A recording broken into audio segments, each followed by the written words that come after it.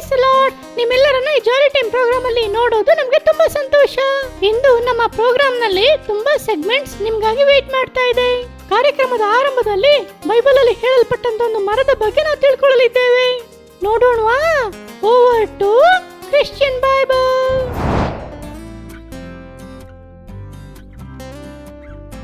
ರೋಸಿ, ತುಂಬಾ ಹೊತ್ತಿಂದ ಮೇಲೆ ಏನ್ ಹುಡುಕ್ತಾ ಇದೀಯಾ? ಅಂಕಲ್, ನಂಗೆ ತುಂಬಾ ಹೊಟ್ಟೆ ಹಸಿತಾ ಇದೆ ಅಂಕಲ್, ಹಾಗಾಗಿ ಏನಾದ್ರೂ ಹಣ್ಣು ಸಿಗುತ್ತಾ ಅಂತ ಹುಡುಕ್ತಾ ಇದ್ದೀನಿ. ಸರಿ ಸರಿ, ಹಾಗಾದ್ರೆ ಚೆನ್ನಾಗಿ ಹುಡುಕು.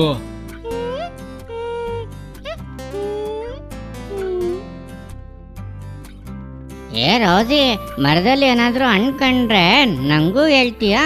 ಇಬ್ರು ಸೇರಿ ತಿನ್ನೋಣ. ಏನು, ಇಬ್ರು ಏನಾದ್ರು ಹುಡುಕಿದ್ರಾ?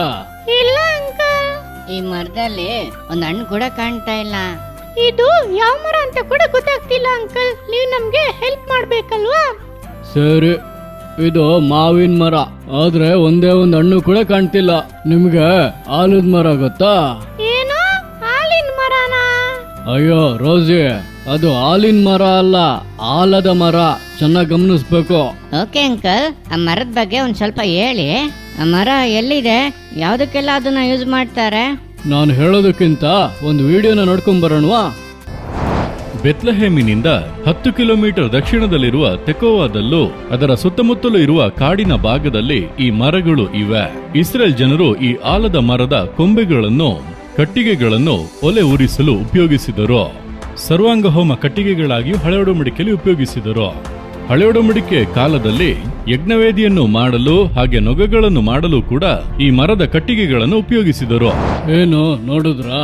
ಇದೆ ಆಲದ ಮರದ ಸ್ಪೆಷಲ್ ಯೂಸೇಜ್. ಅಂಕಲ್, ಈ ಮರದ ಬಗ್ಗೆ ಬೈಬಲ್ ಅಲ್ಲಿ ಎಲ್ಲಾದ್ರೂ ಇದೆಯಾ ಅಂಕಲ್? ಏನ್ ರೋಸಿ, ಈ ತರ ಕೇಳ್ತಿದೀಯಾ? ನಾನ್ ಹೇಳ್ತೀನಿ. ಓ, ನಿನಗೆ ಗೊತ್ತಾ ಜೇಡಿ? ಹಾಗಾದ್ರೆ ಹೇಳು ನೋಡೋಣ. ನಮ್ಮ ಬೈಬಲ್ ಅಲ್ಲಿ ಇರುವಂತ ಹೀರೋನ ನೋಡ್ಲಿಕ್ಕೆ ಒಬ್ರು ಮರ ಹತ್ತಿದ್ರು. ಆ ಮರ ತಾನೇ? ಕರೆಕ್ಟ್ ಹೇಳ್ದೆ ಜೇಡಿ. ಈ ಸಂಭವ ಲೂಕ 19ನೇ ಅಧ್ಯಾಯ 1ರಿಂದ 10ನೇ ವಾಕ್ಯದವರೆಗೂ ಇದೆ. ಓಕೆ, ಜಕ್ಕಾಯ ಅಣ್ಣ ಯಾಕೆ ಏಸಪ್ಪನ್ ನೋಡಕ್ಕೆ ಆ ಮರವನ್ನ ಚೂಸ್ ಮಾಡಿದ್ರು? ಯಾಕೆ ಅಂದ್ರೆ ಜಕ್ಕಾಯ ಅಣ್ಣ ತುಂಬಾ ಕುಳ್ಳಗಿದ್ರು. ಸೊ ಗುಂಪಲ್ಲಿ ಏಸಪ್ಪನ್ನ ನೋಡ್ಲಿಕ್ಕೆ ಆಗ್ಲಿಲ್ಲ. ಆದ್ರಿಂದ ಅವನು ಆ ಆಲದ ಮರವನ್ನ ಹತ್ತದ. ಆಮೇಲೆ ಏನಾಯ್ತು ಅಂಕಲ್? ಏಸಪ್ಪ ಅವನನ್ನ ನೋಡಿದ್ರು, ಅವನ ಮನೆಗೆ ಹೋದ್ರು. ಜಕ್ಕಾಯ ಅವನ ಜೀವಿತವನ್ನ ಪೂರ್ತಿಯಾಗಿ ಯೇಸುವಿಗೆ ಒಪ್ಪಿಸ್ಕೊಟ್ಟ. ಅಂಕಲ್, ಆಮೇಲೆ ಏನಾಯ್ತು ಹೇಳಿ. ರೋಸಿ, ಜೇಡಿ, ನಾವೀಗ ಮನೆಗೆ ಹೋಗೋ ಟೈಮ್ ಆಗಿದೆ. ಈಗ ನಾವು ಮನೆಗೆ ಹೋಗೋಣ, ಬನ್ನಿ. ಬಾಯ್. ಅಯ್ಯೋ ಕಾಪಾಡಿ, ಅಯ್ಯೋ ಯಾರಾದ್ರೂ ಕಾಪಾಡಿ ಕಾಪಾಡಿ. ನೀನ್ ನನ್ ಫ್ರೆಂಡ್ ಆಗಿದ್ರು ನನ್ ಕಾಪಾಡ್ದಲೆ ನಗಾಡ್ತಾ ಇದೀಯಾ? ಚೆನ್ನಾಗಿ ಸಿಗಾಕೊಂಡ ಏನೆಲ್ಲ ಮಾತಾಡ್ದೆ. ಸ್ವಲ್ಪ ನಾ ಮಾತಾಡಿದ್ದು ನೀನು ಬೇಡ್ದೆ ಇರೋದ್ ಮಾತಾಡಿ ಅವತ್ ನಾನು ಒದೆ ತಿನ್ನೋ ತರ ಮಾಡ್ದೆ ಅಲ್ವಾ? ನಿನಗಿದು ಆಗ್ಬೇಕು.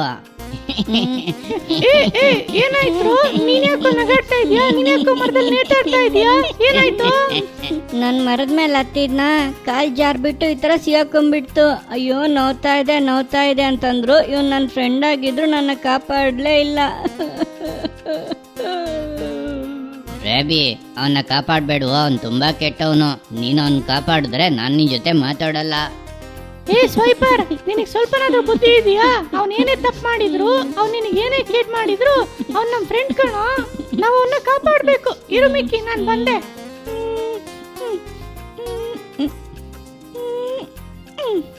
ಸ್ವೈಪರ್, ನಿನ್ ಫ್ರೆಂಡು ನಿನ್ಗೆ ಎಷ್ಟೇ ಕೇಡನ್ನ ಮಾಡಿದ್ರು ನೀನು ಅವನ್ಗೆ ಒಳ್ಳೇದನ್ನೇ ಮಾಡ್ಬೇಕು.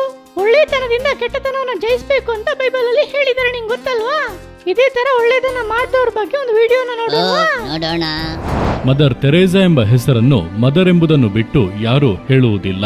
ಅಷ್ಟರ ಮಟ್ಟಿಗೆ ನಮ್ಮ ಮನಸ್ಸಿನಲ್ಲಿರುವ ಮದರ್ ತೆರೇಸಾ ಅವರ ಕುರಿತು ಕೆಲ ಮಾಹಿತಿಗಳು. ಯುರೋಪ್ನ ಆಗ್ನೇಯ ಭಾಗದ ದೇಶವಾದ ಅಲ್ಬೇನಿಯಾದಲ್ಲಿ 1910 ಆಗಸ್ಟ್ 26ನೇ ತಾರೀಕು ಹುಟ್ಟಿದರು. ಅವರ ಹುಟ್ಟಿನ ಹೆಸರು ಆಂಗಿಸ್ ಗೋನ್ಸೆ ಬೊಯಾಜು. ತನ್ನ 12ನೇ ವಯಸ್ಸಿನಲ್ಲಿ ಸಮಾಜ ಸೇವೆ ಮಾಡಲು ಆರಂಭಿಸಿದರು.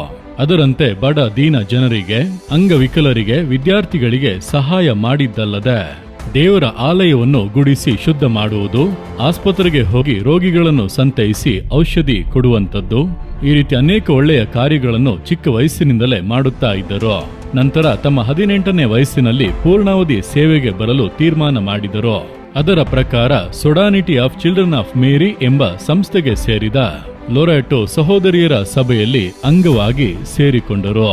ಒಮ್ಮೆ ಇಂಡಿಯಾದ ಪಶ್ಚಿಮ ಬಂಗಾಳದ ಪ್ರವಾಸ ಮುಗಿಸಿ ಹಿಂತಿರುಗಿದ ಸಹೋದರಿಯರ ಬಾಯಿಂದ ಇಂಡಿಯಾದಲ್ಲಿರುವ ಬಡವರ ಅವಸ್ಥೆಯ ಕುರಿತಾಗಿ ಅರಿತುಕೊಂಡರು. ನಂತರ 1929ನೇ ವರ್ಷದಲ್ಲಿ ಮೊದಲ ಬಾರಿಗೆ ಇಂಡಿಯಾದ ಪಶ್ಚಿಮ ಬಂಗಾಳದ ಒಂದು ಕ್ಯಾಥೋಲಿಕ್ ಸಭೆಗೆ ಬಂದರು. ಕೆಲ ದಿನಗಳಲ್ಲಿಯೇ ಇಂಡಿಯಾವೇ ನನ್ನ ಮಾತೃಭೂಮಿ ಎಂಬ ತೀರ್ಮಾನಕ್ಕೆ ಬಂದರು. ಅಲ್ಲಿ ಶಿಕ್ಷಣದೊಟ್ಟಿಗೆ ಸಮಾಜ ಸೇವೆಯನ್ನು ಮಾಡಬೇಕಾಗಿ ಬಂತು. ಆ ರೀತಿ ಮಕ್ಕಳಿಗೆ ಶಿಕ್ಷಣ ಹೇಳಿಕೊಡುವುದರ ಜೊತೆಗೆ ಅವರನ್ನು ಸ್ನಾನ ಮಾಡಿಸಿ ಊಟ ಮಾಡಿಸಿದರು. ಬಡ ಜನರನ್ನು ಹುಡುಕಿ ಹೋಗಿ ಸೇವೆಗಳನ್ನು ಮಾಡಿದರು. 1950ನೇ ವರ್ಷ ಮಿಷನರೀಸ್ ಆಫ್ ಚಾರಿಟಿ ಎಂಬ ಸಂಸ್ಥೆಯನ್ನು ಆರಂಭಿಸಿ ಬಡತನದಲ್ಲಿ ಹಸಿವಿನಲ್ಲಿ ಬಳಲುತ್ತಿರುವ ಅಂಗವಿಕಲರಿಗೆ ಮತ್ತು ಸಮಾಜದಿಂದ ತಿರಸ್ಕರಿಸಲ್ಪಟ್ಟವರಿಗೆ ಸಹಾಯ ಮಾಡಿದರು. ಆದರೂ ಆದರಣೆ ಇಲ್ಲದೆ, ಆಶ್ರಯವಿಲ್ಲದೆ ಕಷ್ಟಪಡುವ ಜನರ ಸಂಖ್ಯೆ ಹೆಚ್ಚಾಗಿ ಇದ್ದದ್ದರಿಂದ ಸರ್ಕಾರದ ಸಹಾಯದಿಂದ ಕ್ಯಾಲಿಕಟ್ನಲ್ಲಿ ನಿರ್ಮಲ್ ಹೃದಯ್ ಎಂಬಂತ ವೃದ್ಧಾಶ್ರಮವನ್ನು ಆರಂಭಿಸಿದರು. 1955ನೇ ವರ್ಷ ಸೆಪ್ಟೆಂಬರ್ 23ರಲ್ಲಿ ಶಿಶು ಭವನ್ ಎಂಬ ಮನೆಯನ್ನು ತೆರೆದು ಅಂಗವಿಕಲ, ಬುದ್ಧಿ ಬೆಳವಣಿಗೆ ಇಲ್ಲದ, ಆದರಣೆ ಇಲ್ಲದ, ತಿಪ್ಪೆಯಲ್ಲಿ ಬೀಸಾಡಲ್ಪಟ್ಟ ಮಕ್ಕಳಿಗೆ ಆಶ್ರಯ ಕೊಡಲು ಆರಂಭಿಸಿದರು. ಹಾಗೂ ಸೆರೆಯ ಕೈದಿಗಳಿಗೆ, ಮಾದಕ ವಸ್ತುಗಳಿಗೆ ದಾಸರಾದವರಿಗೆ ಸಾಕಷ್ಟು ಸಹಾಯಗಳೊಂದಿಗೆ ಆಲೋಚನೆ ಕೇಂದ್ರದ ಮೂಲಕ ಸಹಾಯ ಮಾಡುತ್ತಾ ಇದ್ದರು. ದೇಹದಲ್ಲಿ ಅನೇಕ ಗಾಯಗಳಿರುವ ರೋಗಿಗಳಿಗೆ ತಾವೇ ತಮ್ಮ ಕೈಯಾರೆ ಔಷಧಿ ಹಚ್ಚಿ, ಕುಟುಂಬದವರು ಕೂಡ ನೋಡಿಕೊಳ್ಳದೆ ಕಿವು ಸೋರುವಂತ ಅವಸ್ಥೆಯಲ್ಲಿರುವ ಅನೇಕ ರೋಗಿಗಳ ಕಿವನ್ನು ತಾವೇ ಒರೆಸಿ ಚಿಕಿತ್ಸೆ ಕೊಟ್ಟು ಪರಾಮರಿಸಿದರು. ಈ ರೀತಿ ತಮ್ಮ ಜೀವನವನ್ನೇ ಬಡ ದೀನ ಜನರಿಗೆ ಒಳ್ಳೆಯದನ್ನು ಮಾಡುವುದಕ್ಕೆ ಅರ್ಪಿಸಿದ ಮದರ್ ತೆರೇಸಾ ಅವರು 1997 ಸೆಪ್ಟೆಂಬರ್ 5ನೇ ತಾರೀಕು ಮರಣ ಹೊಂದಿದರು.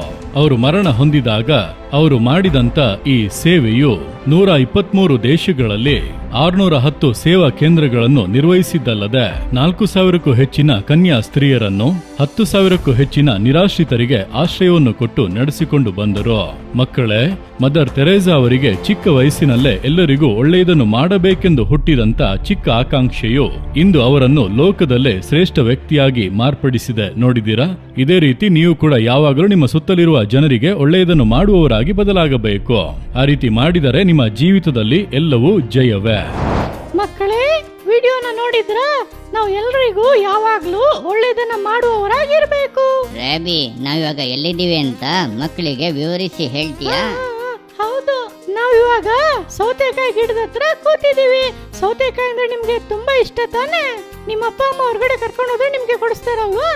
ಆ ಸೌತೆಕಾಯಿ ಬೆಳೆಯ ಬಗ್ಗೆ ನಾವೊಂದು ವಿಡಿಯೋನ ನೋಡ್ಲಿದ್ದೇವೆ. ಆ ವಿಡಿಯೋನ ನೋಡಿ ನಾವು ಅವರಿಗಾಗಿ ಪ್ರಾರ್ಥಿಸೋಣವಾ?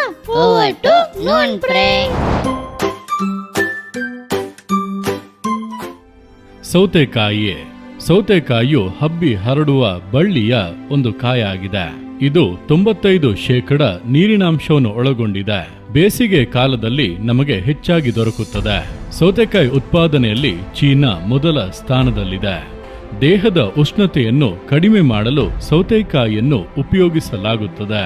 ಬಹಳ ನೀರಿನಾಂಶ ಇರುವುದರಿಂದ ಜೀರ್ಣಕ್ರಿಯೆಗೂ ಸಹಾಯ ಮಾಡುತ್ತದೆ.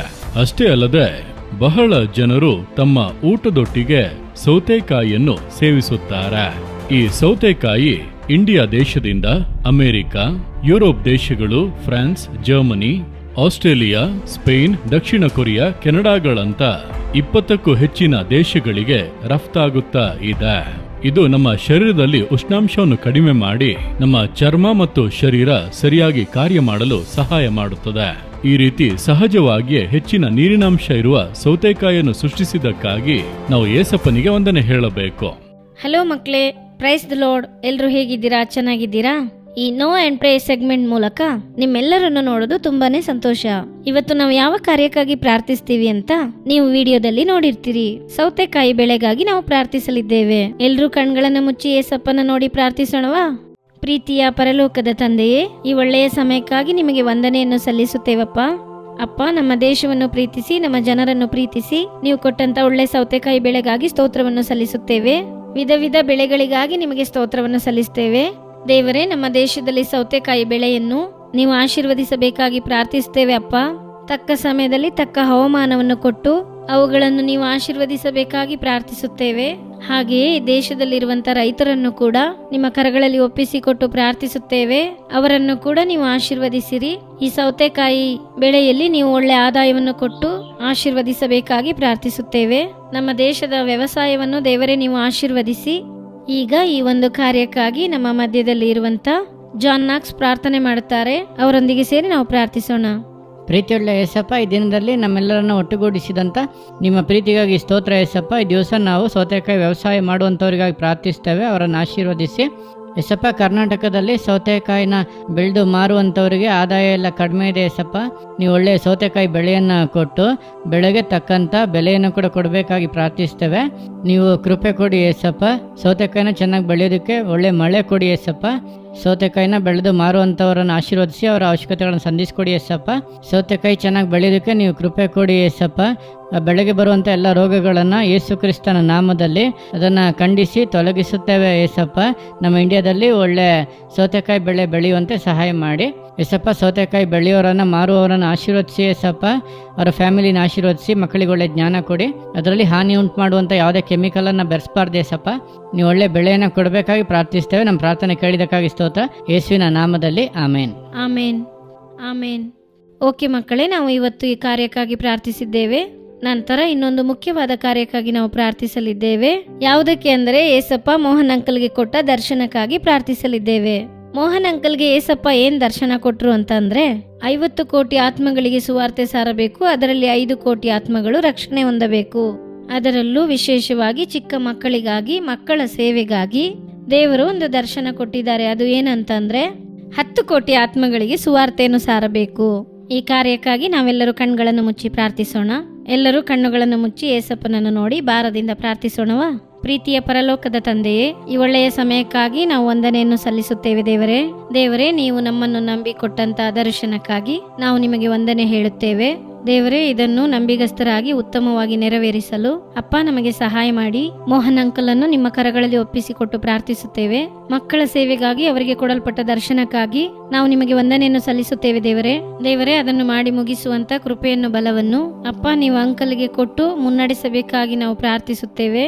ಹಾಗೆಯೇ ಅಪ್ಪ ಆಶ್ಲಿ ಅಕ್ಕನನ್ನು, ಟೀಮ್ ಅನ್ನು ನಿಮ್ಮ ಕರಗಳಲ್ಲಿ ಒಪ್ಪಿಸಿಕೊಟ್ಟು ಪ್ರಾರ್ಥಿಸುತ್ತೇವೆ. ಈ ದರ್ಶನವನ್ನು ನಿಮ್ಮ ಯೋಚನೆಯ ಪ್ರಕಾರ ದೇವರೇ ಅವರು ಮಾಡಿ ಮುಗಿಸುವುದಕ್ಕೆ ನೀವು ಸಹಾಯ ಮಾಡಬೇಕಾಗಿ ಪ್ರಾರ್ಥಿಸುತ್ತೇವೆ. ಹಾಗೆಯೇ ನಮ್ಮ ದೇಶದಲ್ಲಿರುವ ಎಲ್ಲರೂ, ಮಕ್ಕಳು, ಯೌವನಸ್ಥರು, ದೊಡ್ಡವರು ಎಲ್ಲರೂ ನಿಮ್ಮ ಸುವಾರ್ತೆಯನ್ನು ತಿಳಿದುಕೊಳ್ಳಬೇಕಪ್ಪ. ಎಲ್ಲರ ಮನಕಣ್ಣುಗಳು ತೆರೆಯಲ್ಪಟ್ಟು ಯೇಸುವೆ ದೇವರೆಂಬುದನ್ನು ಅರಿತುಕೊಳ್ಳಬೇಕು. ಅಂತಹ ದಿನಗಳು ನಮ್ಮ ದೇಶದಲ್ಲಿ ಬರಬೇಕು ದೇವರೇ. ತಂದೆಯೇ, ನೀವು ಸಹಾಯ ಮಾಡಿ ನಮ್ಮನ್ನು ಮುನ್ನಡೆಸಿರಿ ಅಪ್ಪ.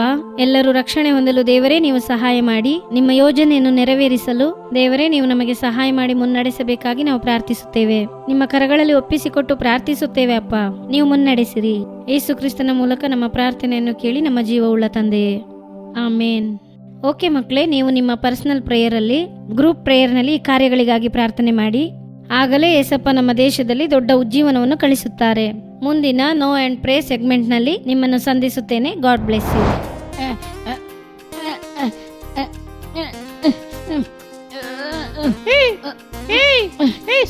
ಸ್ವೈಪರ್, ಏನೋ ಮಾಡ್ತಾ ಇದೀಯಾ?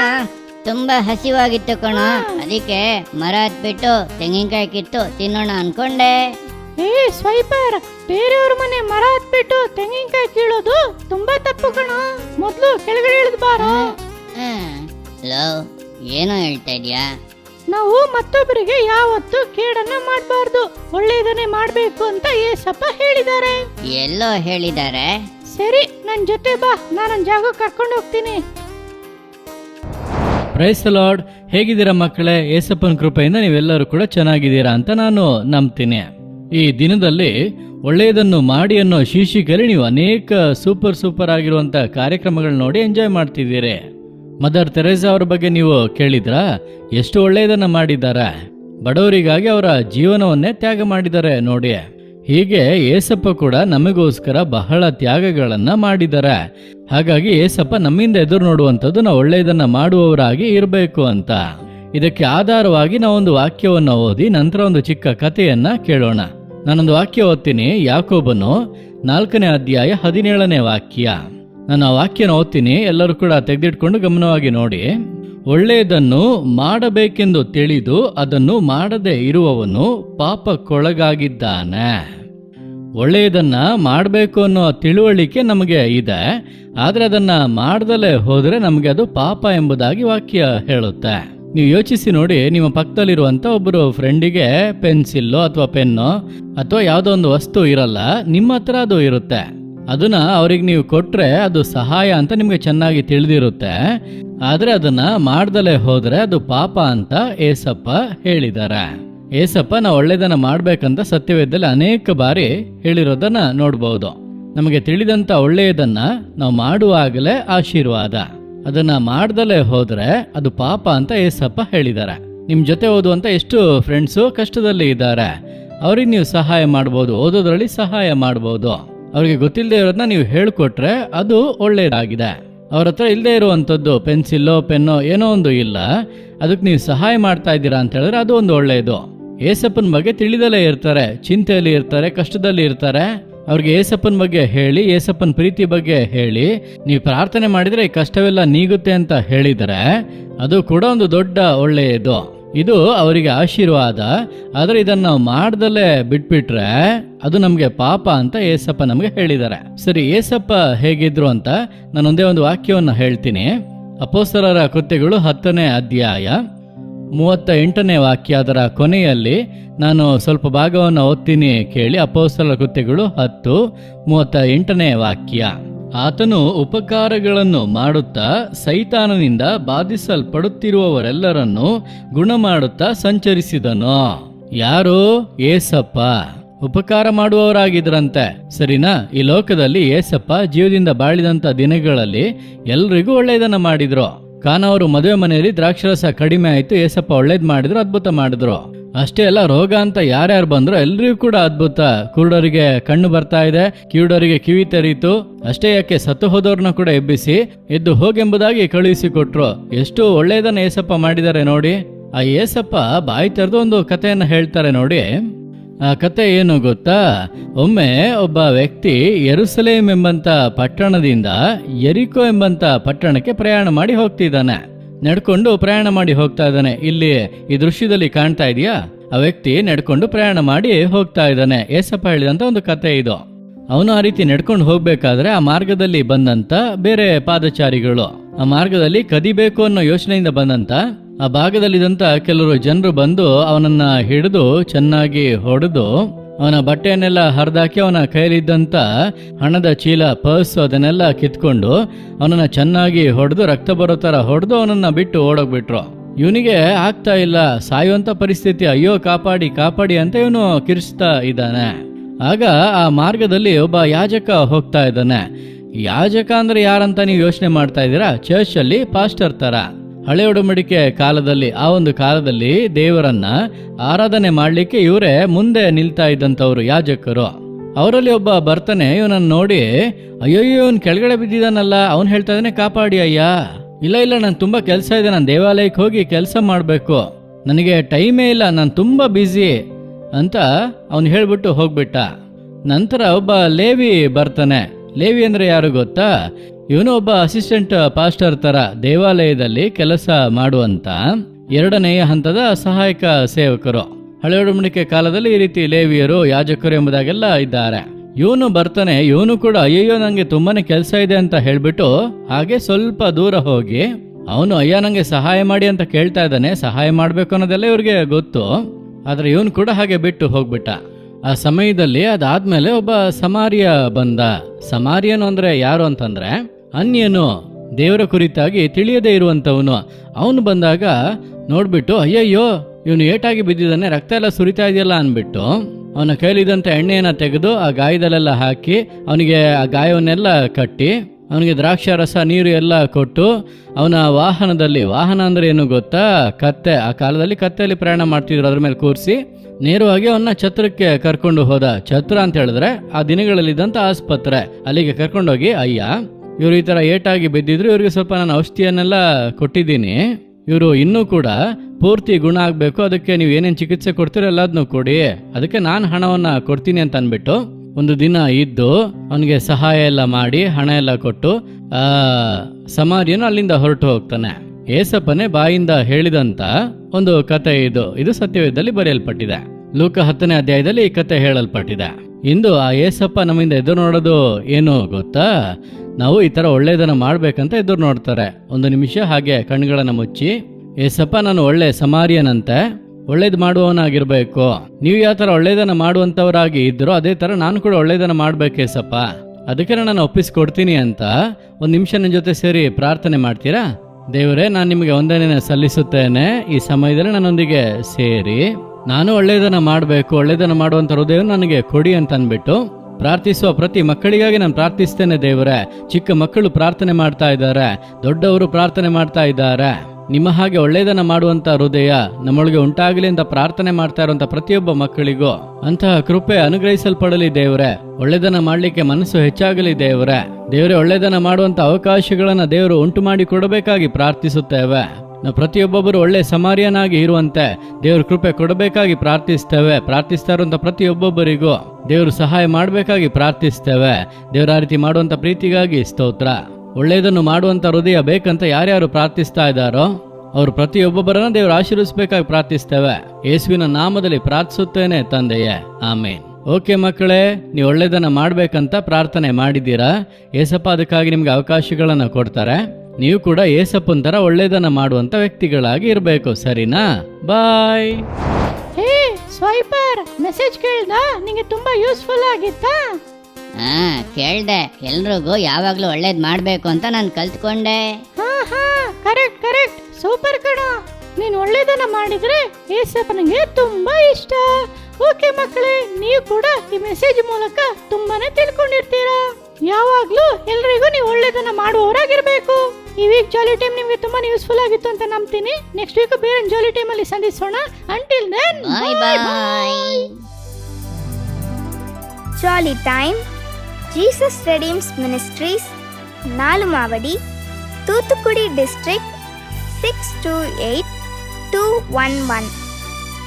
For 24 hours prayer support, call 08035454545. God bless you.